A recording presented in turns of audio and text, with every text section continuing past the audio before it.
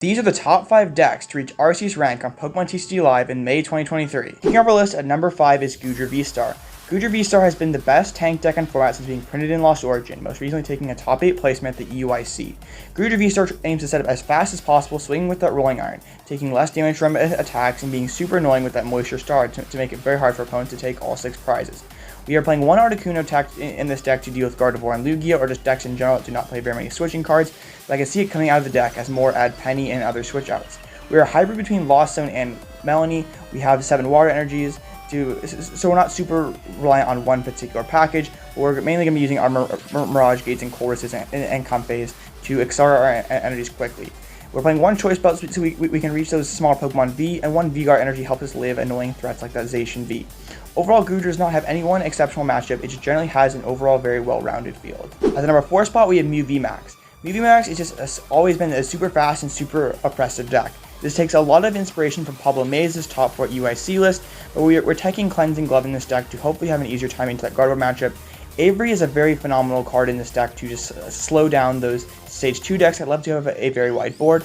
Other than that, this is your cookie cutter Gardevoir Path to the Peak deck with heavy Judge, Roxanne, Path, just really trying to slow our opponent down, because there's a lot of threats that can get in Mew's way, but generally if they can slow your opponent down even for a turn, that's enough tempo for Mew to win games. Coming in at number 3, we have Turbo Lost Zone Box. This is a very fun deck, one of my favorite ones on this list. We try to get 7 into the Lost Zone on the very first turn and swing with one of our very powerful attackers, such as Dragonite, Dragon Kale, or Raiko's Lightning Rondo, or even Radiant Greninja's Moonlight Shuriken. Radiant Greninja is especially powerful in this deck because we play Cross Switcher and Canceling Cologne. We can Cross Switcher our opponent's Mana Feet and use Canceling Cologne and still snipe their weak Pokemon on the bench. This deck is very fast, very fun. It definitely bullies a lot of those evolving decks. It can be clunky if you draw your cards incorrectly, but overall I think this is the best build of Lost Zone Box right now. And at number 2, we have Gardevoir EX. Gardevoir EX is a bit unusual for a Stage 2 deck. Usually Stage 2 decks are quite clunky, but the Refinement Corellia really helps us out to draw Ingot energies into this card pile so we can reattach them with Psychic Embrace. We have several powerful Psychic attackers such as the One Prize Gardevoir, Zacian, and Cresselia.